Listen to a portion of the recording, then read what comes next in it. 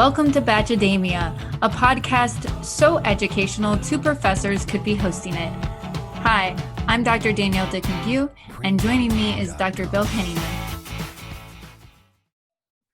Hello, everybody. Welcome to an update episode of Bachelorette. We missed you all so much that we're making an episode, and there hasn't even been an episode of The Bachelor or Bachelorette or Bachelor in Paradise. We just wanted to talk to you all. So, Danielle, anything to say as a welcome back, D3?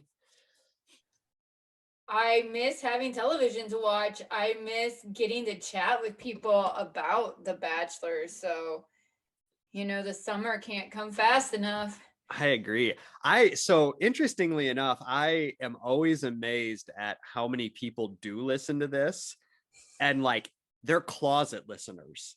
So they're like, I have faculty members who will be like, I don't watch any TV. I only read books and improve myself through vigorous activity and going to bed at 7 a.m, whatever. And then I'll get a text from them and it's like, did you see what just happened with Colton? What are your thoughts? And it's like, oh, you're watching. You're a closet watcher, listener. I know it. Just come out. It's so much better in the light with the rest of us. The first step is acceptance. Right. The second step is making a very nice charcuterie board while you watch the episode. Absolutely. So I was having a conversation with a group of women that I meet with on campus regularly, and we were talking about, we were confessing all of the things that we watch and read that we would never want someone to find. And so I think we should start like a you and I confessions, like faculty style, but it's just academics admitting to watching and reading trash. Like letting people realize that they don't just read, these highbrow research articles. Absolutely. Academics are people too. Flawed. Definitely flawed. Yeah. But also like we have some, quirky hobbies and interests too. Yeah. Speaking of those, so was that not a good segue? Man, I'm a great segue. I'm in mid-episode form. So we're gonna do some life updates. So we've come up with some questions to ask each other. And maybe you don't find this interesting at all. Just hang with us. We'll make it fun. So what is the best thing you've eaten since the last episode? As you know, both D3 and I are big time food people. We are. So, I have like really terrible memory. So I always just like think of what I just recently had. And because I love food. So I sent Bill a text of this amazing lasagna that I made last night. I was breathing heavy when I looked at the photo. I was like, oh God, I wish. There's so much cheese in it. Ricotta and mozzarella. And it was really delightful. I'm trying to think. I've been on a salmon kick lately. So I've been eating a lot of salmon, which makes me feel sort of healthy, but so I cover it in like spicy mayo and put it in sushi because Bill has empowered me to believe that I can make sushi, and I can. It's not as hard as it looks. So those are some of the wonderful things that I'm eating. Of course, we've been eating lots of candy too because with Easter, I feel like we just keep eating candy from Easter, and it's like still like our baskets are still out because they're still just full. And I'm like, I don't feel like I bought that much, and yet it's just there. So the Easter Bunny is real, and he is supporting my candy. You're like the Jesus Christ of Easter, I guess. I don't know if that really works, but like 5 loaves and 2 fishes. Absolutely. Like, only but with Easter, it's Cadbury eggs and Reese's. Oh man, I love Cadbury cream eggs. I really like the caramel ones. No, I like the fondant. Oh yeah. It's so sweet it hurts my teeth. But oh God, I love them. Yeah. It's really gross. I freaked out my husband a little bit. We were at my parents' vacationing. They live like 5 blocks from here. They live like right by us. Yes, like right by you. Yeah, it was very odd. I went for a drive and I saw them over by my house, and it was like, there's something amiss in the world right now. Well, I think we're gonna stay there this weekend too, because they're out of town again. I'm like telling, hey world, my parents are out of town. Find out where their house is, but we will be there. We will be there. And So go to Danielle's house. Don't rob her parents. Oh, I got robbed right before Christmas. Don't do it again. Remember, yeah. But so anyway, like I was like, we should, dye eggs and do all of the, Easter things that one does with kids. And okay, so Bill, you got to tell me, have you ever blown eggs? Right? Oh, yeah. Like, you know what I mean by that? Okay, yeah, where you poke the hole in them and. Thank you. Like, that's just how we dyed eggs growing up. You like blew all the crap out of them, and it's awesome. It looks like a really like gross nose. And then like you dye them, and like Ryan was horrified. He's like, I've never seen this before. Like, what are you doing? You're gonna get salmonella. This is like the least hygienic thing I've ever seen. And I'm like, this is coming from a guy that I know has ate a waffle off of a car floor. So like he can't like, but yeah, so like I was like, did other people do this? Like this was an elementary school like go-to for me. I mean, I'm way too lazy to like blow the actual egg out, so we just boil them. But yeah, I've done it. Yeah. Yeah, most people hard boil them. And plus, I love hard boiled eggs, much like your son. Yes. Right. And hard boiled eggs. Also, Instant Pot makes the best hard boiled egg. I know you told me that. I don't have an Instapot, but we did get an air fryer. I know. I'm a little jealous of that. Let me tell you, I have went to on my best thing I've eaten a lot of good things. But the air fryer, I just one day went down Hy-Vee's frozen aisle, and everything that like had breading, it was like supermarket sweep. And so I have a whole rating of like the different things that you can fry in it. They're amazing. Offer reviews. Green bean. What's your favorite? Carrots. The carrots are good because they're like a good mix of like the sweet and kind of salty. Carrots are a little sweet and salty. What else? It does chicken really well. So you pound chicken flat, throw it in there, and it doesn't dry out. Salmon. We've done salmon. Not tuna steak though. It'll dry your tuna steak out, and I'm very passionate about tuna steak. So yeah. In fact, for my worst thing I've eaten, I did a tuna steak in there, and it just cooked the crap out of it. And it was like, well, I just basically have a can of like chicken of the sea now. I'm trying to think of like $10 chicken of the sea steak. Oh, I thought of another amazing thing I had. Okay. I made homemade oatmeal cream pie. Oh yeah. It was so good. But I'm like trying to think of like something really terrible that I've had. I mean, I eat a lot of food that's just not that interesting. I like too many things, I think. I keep thinking about, I tried these Kodiak cake. Oh yeah. The waffles. Cups. Oh, the waffles are amazing. Yeah. But it's like a cup, and you just add, it's like maybe a brownie or something. You just add some milk. I mean, good source of protein, but I mean, there's like 29 grams of sugar in it. So it's not exactly healthy. Yeah. Best thing you've read. Best thing that I've read. I feel like I'm talking too much. No, not at all. So I've read a lot, and one of my favorite books, so I would say I have two nonfiction books that I'm really into. One's called, I think I'm going to pronounce this right. I don't have to say it out loud when I read it. It's called The Cognitive Connection by Kathy Colby. It's from like the 90s. Okay. And she wrote something called the Colby Index, and basically it talks about how the process that people go through to take action. Really? So yeah, it's really interesting. And so like, I could talk about, how much should I talk about this? How long do we want this episode? 1 to 2 minutes. 1 to 2 minutes. So like we were, fact finding, organizing, like idea development and implementation, that you have to go through those things. And she basically is like, hey, if everyone had 10 hours to accomplish a task, like how would you go about it? So like, Bill, you all, I think, just bought a new car, right? We did, yeah. What was the first thing that you did? Google.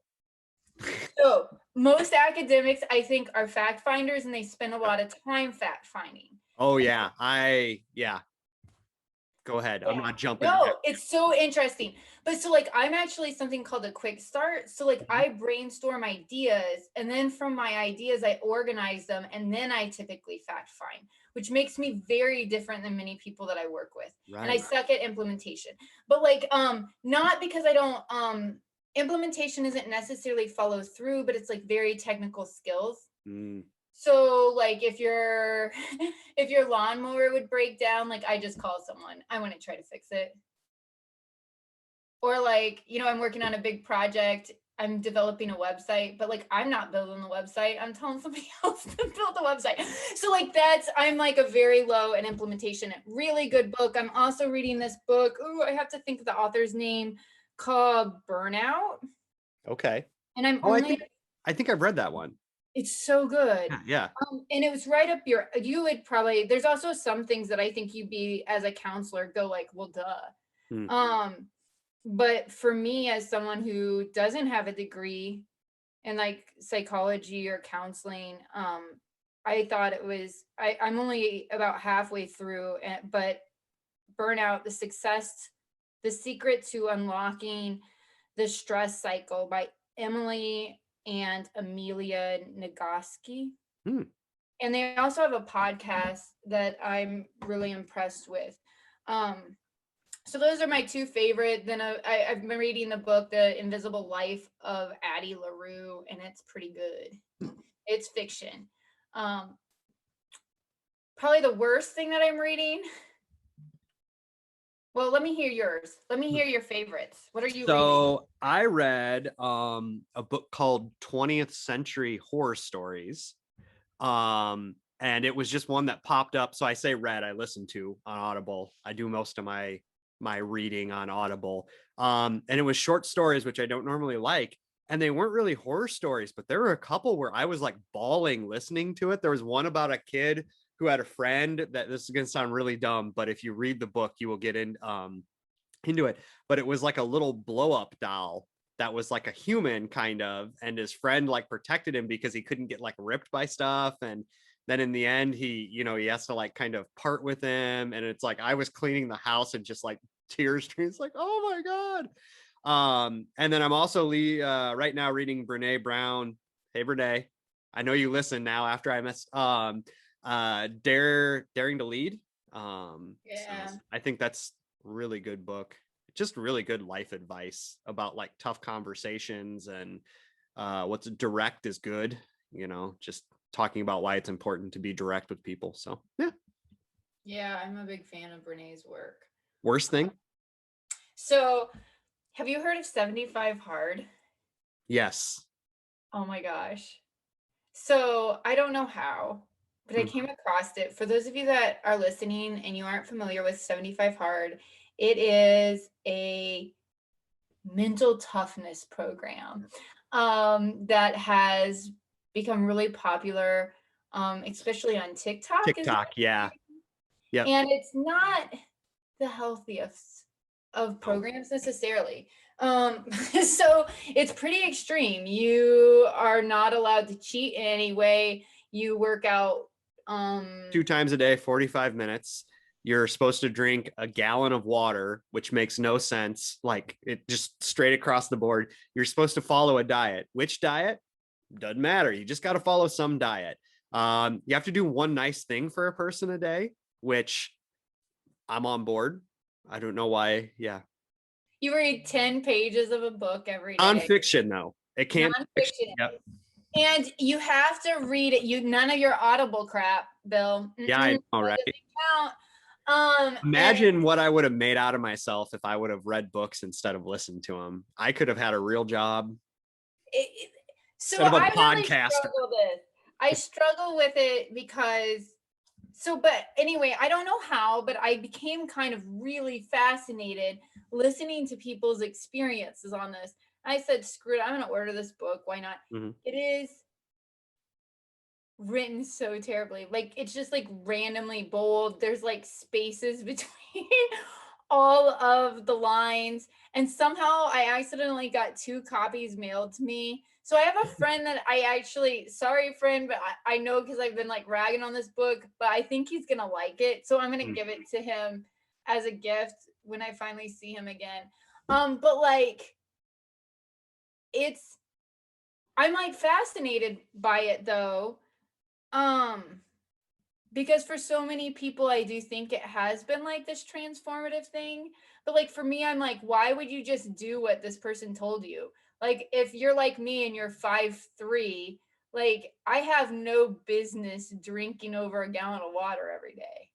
Our neighbor did it and lost a lot of weight, and I think it was really, really good for him. I guess my concern, being a former wrestler, is it sounds a lot like being a wrestler, and it's like I would go down to like 3% body fat wrestling season, and then when it was done, I would lay on the couch and eat Oreos and put like Ready Whip in my mouth. And so I guess my concern with that is that it like creates such bad habits and such bad mindsets. It's like all or nothing mindset. It's like, so will if you do that, will you ever be able to enjoy a cookie again? Or is like every time you go to eat a cookie, you can be like, I'm cheating. And man, life's just kind of short to be like, I'm not eating any cookies.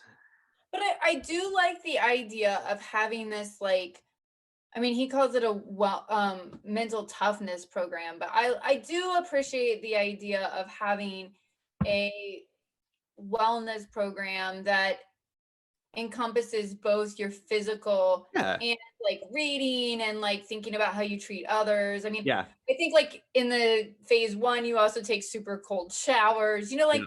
I just, while I think that it's important to push yourself and to move through difficult things and that can produce grit or toughness or whatever you want to call it, I also think it being arbitrary isn't necessarily Yeah. wise. Yeah. Well, and like the whole point of some of that stuff is to make you appreciate what you have, right? So the whole point of the cold shower thing, which was big like 3 or 4 years ago, is that it makes you appreciate all the other things you have. And it's like, well, if you just get in the shower every morning and be like, screw this is horrible, it's not really having the intended effect at all, is it? So I guess there's a lot of intentionality that I think gets messed up with stuff like that. But like being a planner user such as yourself, I feel like there's things in there that like really go towards your love of planners, right? Well, Like, I mean, one of his arguments is that like if you have to exercise twice a day and find time to read a book and that a gallon of water is enough, that you have to be thoughtful about how you're going to incorporate it into your day. So I mean, his argument is in a lot of ways that you have to start engaging in intentional uses of your time. right. And so I mean, I think there's little nuggets of wisdom in it. Poorly executed. Yes. I totally agree with you. I think probably a lot of people could benefit from being intentional about their time and what they do in a day. I think probably the issue is then like they probably don't need an eating disorder attached to it, like, or so. But I can criticize it all I want. This dude's making way more money than I am. So like, True. Yeah. And kudos to people who do it. I mean, I did an Ironman, and that's probably on the same scale of like, there wasn't much healthy about it, right? I mean, I was sore, I spent a lot of money, and basically the whole point was so that I could tell people every chance I get that I finished an Ironman. So far be it for me to criticize anyone about stuff like that. Worst or best thing you've watched? I You need told to me know you like your haven't worst watched book. any TV. What's your worst book though? I want to know your Oh, worst book. I'm looking over here at my stuff.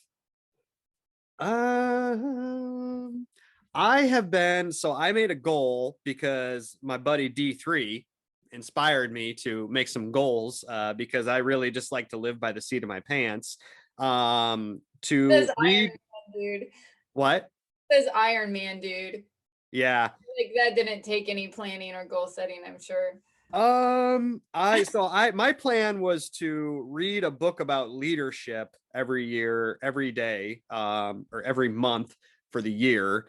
And I read one called Leadership in Higher Education. I don't know if I would say it was a bad book, but it was dry. It was dry. So I'm taking on progressively more leadership roles, and I realized I don't really know much about it. I should probably read some books and figure it out before I start doing it more. So it was dry. It was like running to it, working out in the car one day. I had to drive like 3 hours and it was not keeping me awake. So Question, do you always finish books that you start? yes, I think only of a couple that I've never finished. Well, especially on Audible because you pay a decent amount. Yeah. And above all things, I am cheap. I do not like to spend money on things. Like I have been known to eat a whole meal that I just like, I don't like this. This doesn't taste good. And Elaine will be like, just stop. See, I don't waste my time with a book. Like if I'm like moving through it slow, I'm like, screw it. Like I can come back to it if the spirit moves me later, but like I'm moving on until I find something that grips me. That must be so freeing. It is. I think I don't start books because of that. Like, because I don't want the commitment. I'm kind of like Nick on New Girl, where it's like, I don't want the commitment of it. So it's like, I avoid it. Well, I think that I was moving through books a lot slower because I was kind of doing like what you were doing, but like some I would just get stuck on or I wasn't feeling, especially like even sometimes with fiction, you know? Right. And finally I was like, you know what? Life is short and I can afford the $7 of this book, you know? That's But true. like I will say that sometimes I do go back to a book Huh. later and like maybe my mindset or what's important to me at the time shifts and like that same book that just I wasn't digging at one point I like devour later.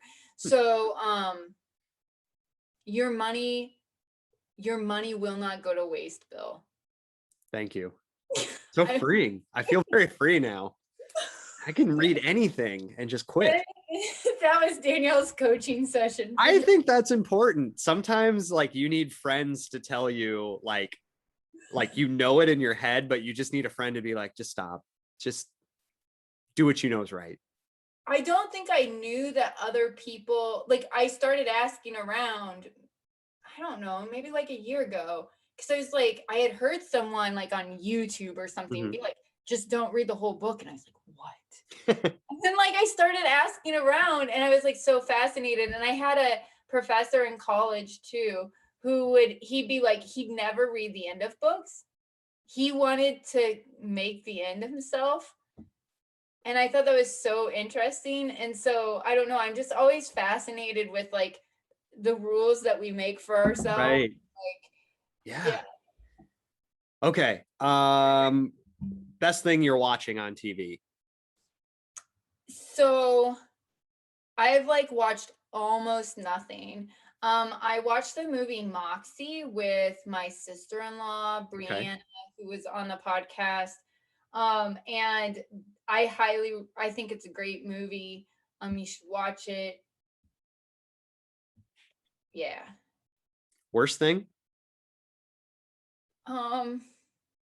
So Ryan and I are on a Wes Anderson film kick, and by Ryan and I mean just like Ryan.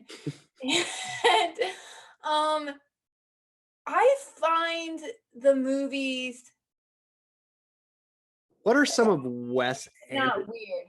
What are some of Wes Anderson's movies? You texted this to me the other day and I was like, I said yeah, but I said yeah because I didn't want to sound dumb, but I don't think I know who Wes Anderson is. So like the Grand Budapest Hotel. Oh, okay, gotcha. We just watched the Darjeeling Limited. I'm making it worse. I'll just quit talking.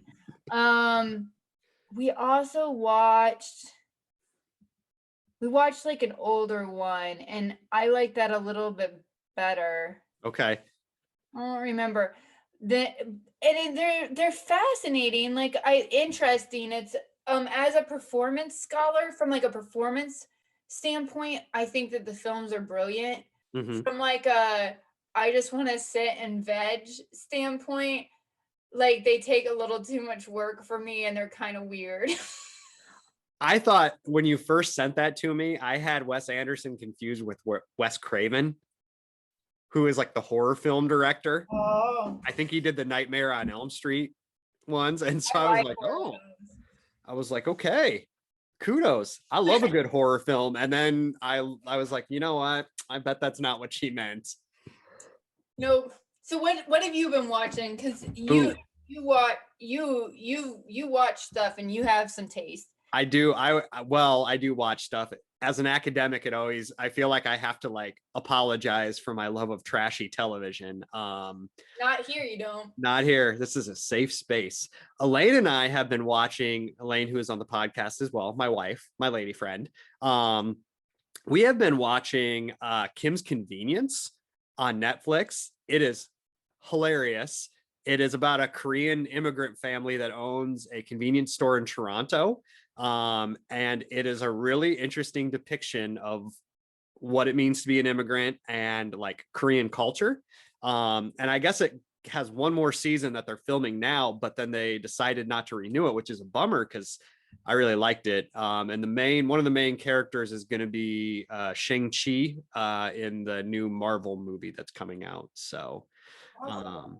So is it like a comedy or is it yeah, it's a comedy and it's like 20 minutes an episode and it's just really funny. And then I've been working my way through New Girl. I like New Girl.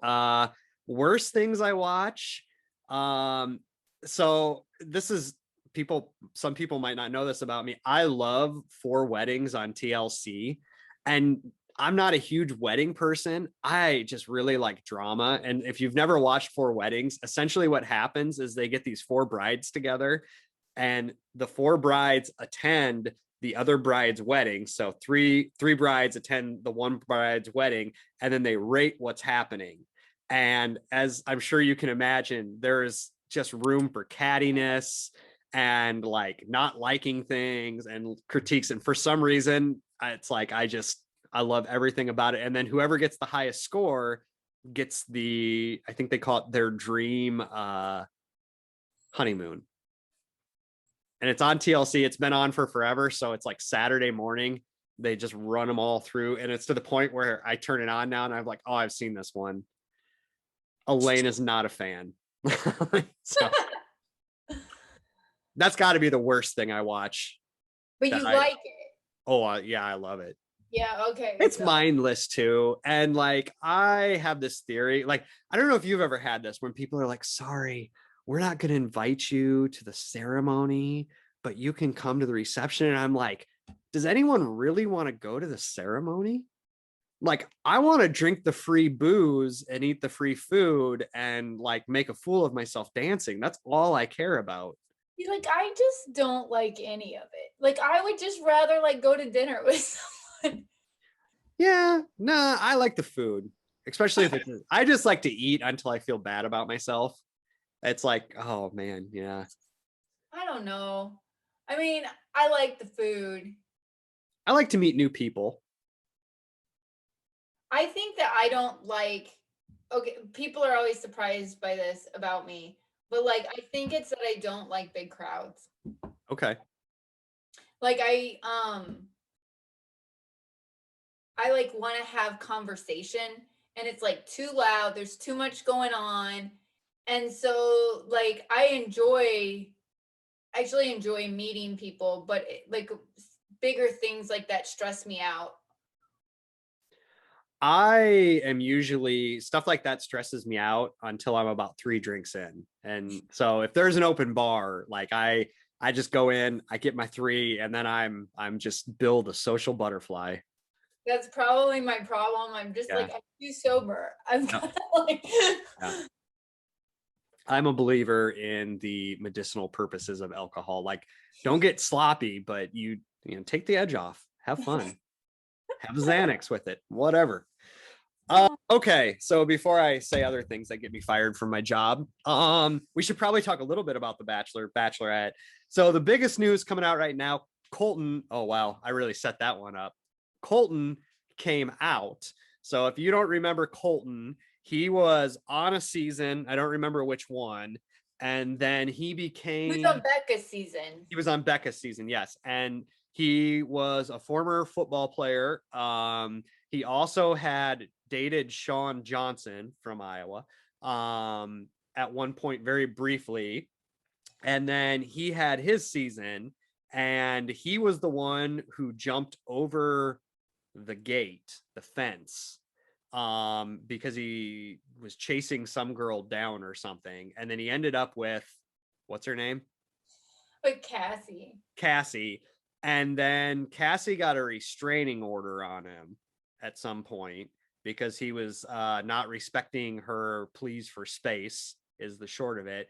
And then about a week, 2 weeks ago, he was on Good Morning America and came out and told people that he's gay and that he's been living with it for a while. At one point, he was suicidal, about kind of realizing who he was. Netflix is going to do a show on him, and it has triggered a petition from like 25,000 people to not have the show on Netflix, because it's very hard to just not click on the show on Netflix. You got to stop people from being able to watch the content they want. Thoughts? I feel like I'm really good at summaries. Like if I had to point out like the top 3 things I'm good at, summaries would definitely be one of them.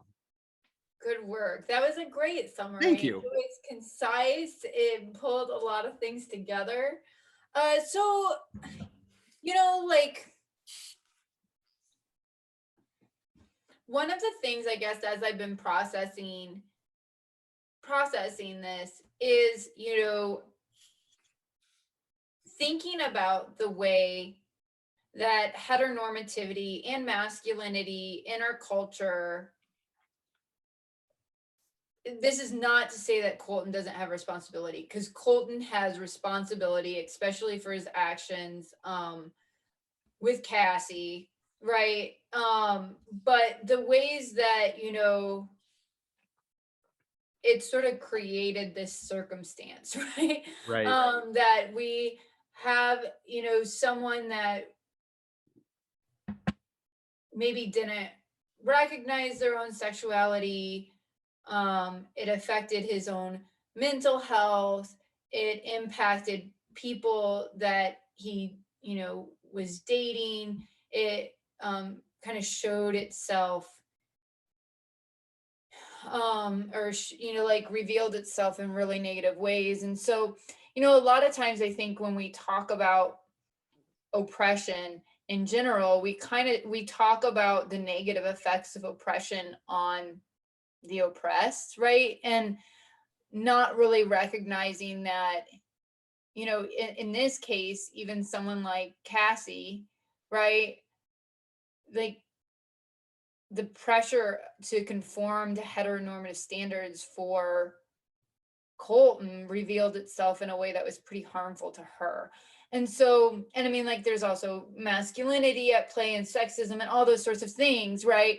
But so I'm kind of like trying to, I'm not doing a very good job of articulating it here, but I'm kind of processing through, like, how do you sort of support him in what he has been through, while at the same time being like, like, you still are accountable for the ways that you've kind of treated other people on the way here.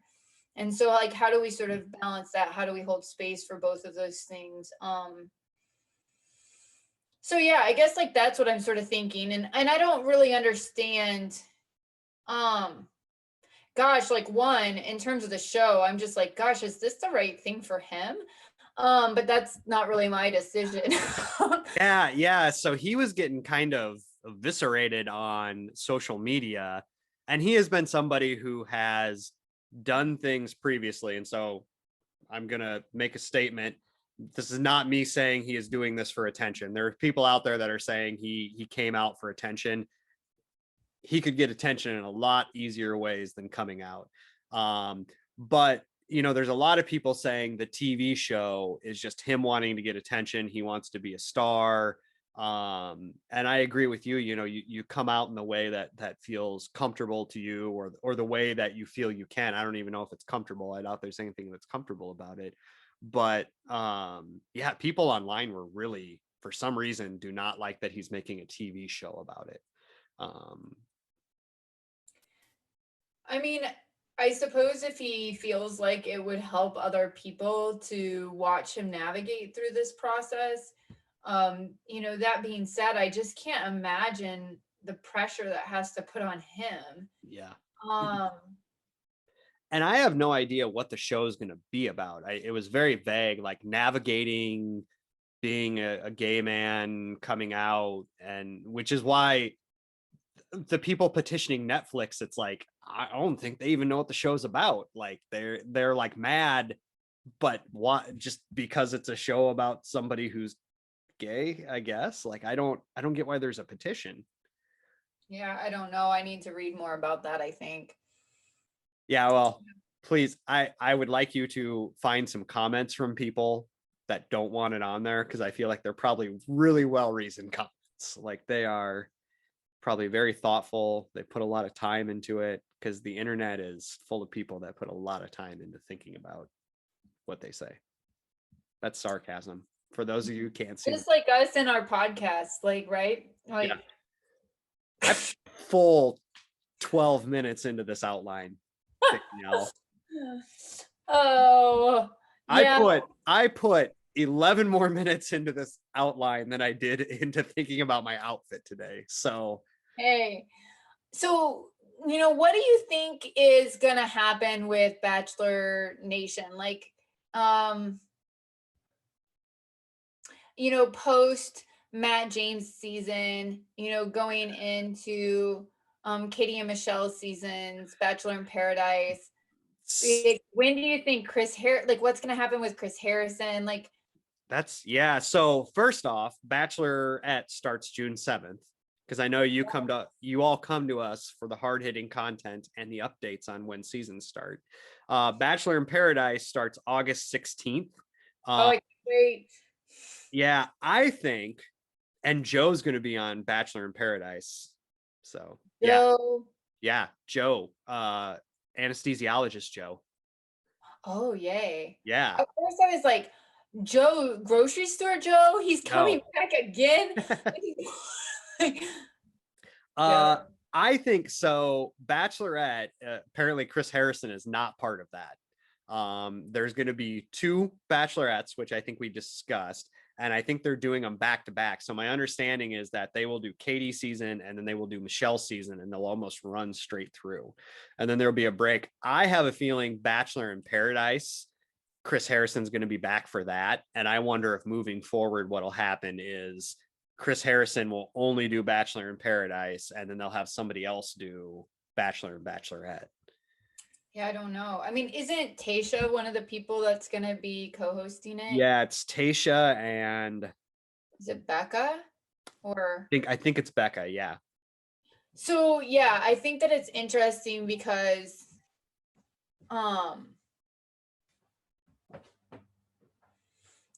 I hadn't heard anything. Like, Chris Harrison has been silent. And I will say, the first time I saw him post was to communicate support for Colton. And I thought that was interesting. Yeah, I heard he hired a image consultant on one of the message boards, like one of the image rehab professionals. And my understanding is that there's actually a pretty robust market for celebrities and people, politicians, that when they do something, these people come in and they like help them run their social media. They tell them what things they should do. And they even do that. You think you could? I feel bad about my life. Uh-huh. I feel really bad about my life, but I think I could be an image rehab. Really? What skills? Like, I don't disagree. because you're a really great communicator and you're very good at kind of like feeling people out and understanding where the pulse is. But like, what would you bring to the table? Like, because there was a lot of confidence behind that statement. I don't know. It just felt right, you know? Um, No, I'm with you. just going with my gut here. Aside from the things I just cited, which I think are probably the most important skills, I didn't know if you were like, I would have an inside track because this thing would extra. I mean, I watched Scandal. And so, like, I mean, if that isn't qualification, I don't know what is. No, I really don't have anything. I just like felt moved by the spirit to like share that. You've got a lot of careers that you're like just lining up for the day where you just are like, screw it, I don't want to be a professor anymore. You're going to write novels. You've got your planner business, which I think you should start the planner business. I think you could. I haven't talked to her yet, but I want like my friend Angela and my friend Sarah to help me design one. Okay. So Angela Wiskas. I'm going to mess her name up. Wasaska. Did I say it right? Wasaskuk. That's right. Yeah. But yeah. Okay, sorry. So to go back to this, he hired an image consultant. Sorry, I'll like. No. Know about her career. I have to think on that, y'all. But no, I feel like this is good. This is all of the stuff that we have been really good about during the season, not going off on tangents. Like we're just getting it out of our system now. Absolutely. Okay, so here's the thing. I think that I could hold people accountable. Like people that have messed up, I think I can hold them accountable while giving them some good love. Right? Like I care about you, but like you done messed up and we're, like you need to make it right. Here's my feeling. I think you are too nice. No, not that. You are too interested in doing the right thing. And I don't think the image consultant business has anything to do with meaningful change. I'm going to bring it around. I'm turning it around. Yeah, I think it has everything to do with the gesture and not the intent. And I feel like that would be hard for you. Probably. You'd have to be more slimy, I think. I don't think you got that in you, D. Maybe, but slimy is a learnable skill. That's true.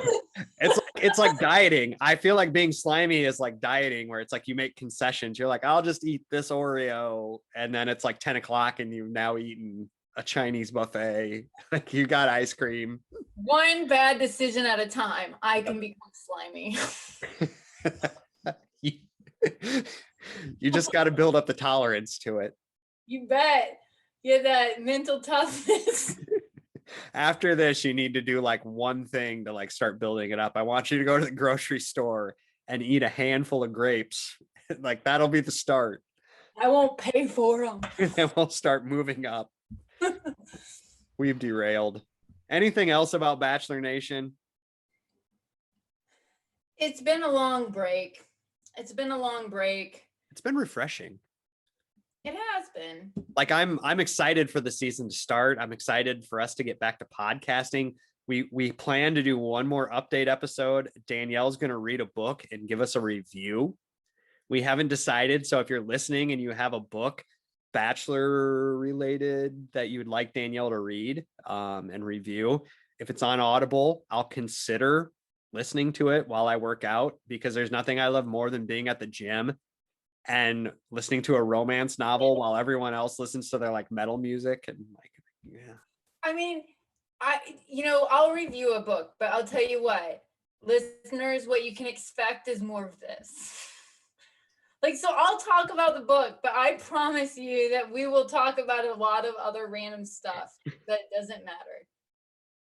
That's what the people want, though. It is. I mean, they sign up. Important stuff happening in the world. They sign up for your wit and me trying to keep us on task and drinking 17 different drinks while we're on here. Are you the one that, well, so one, are you the one that keeps us on task? And two, I always have to pee so bad after we record. Yeah, I actually have to right now. I think here's what I talked to Elaine one time about this and several other people. It is much more fun. So if you all don't know how we do this, we rotate who writes the outline. And it is so much more fun to be the person who doesn't write the outline, because you just put your fate in the hands of the person running the show. And then my goal is to just try to get Danielle off track while she watches. And I feel like you kind of do the same thing. And so it works really well, because then after the next week, I'm like, all right, get ready to live, Danielle. You're going to get all of Bill's random thoughts.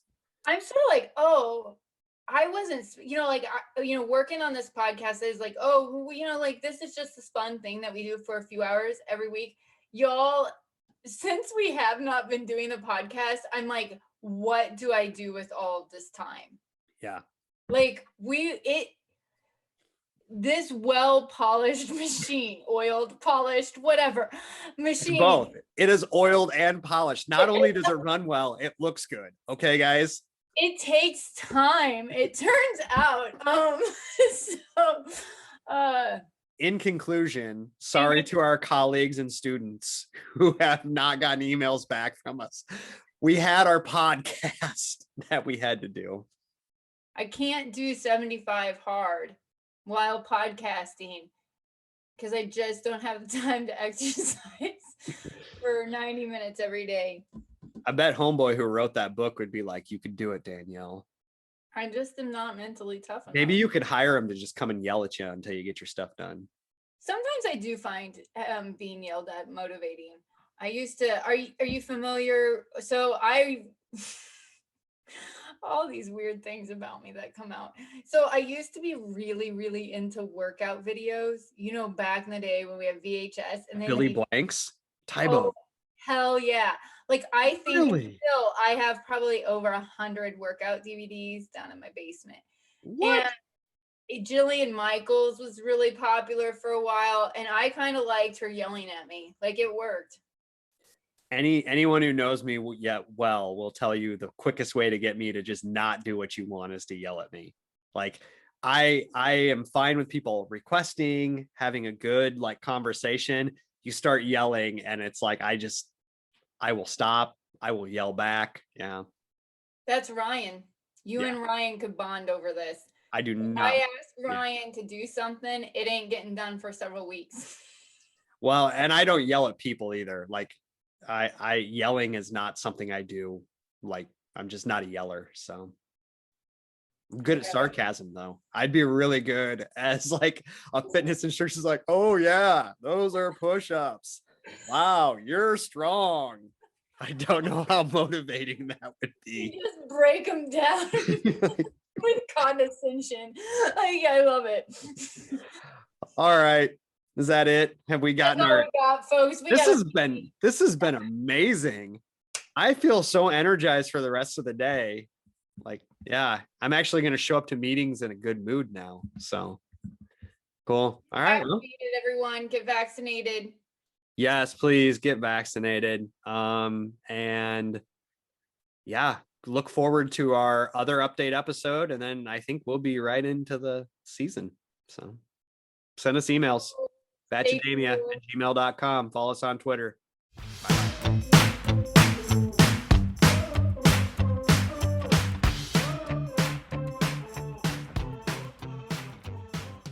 You've been listening to Bachelorette with your hosts, Doctors Daniel Dick McGeough and Bill Henninger.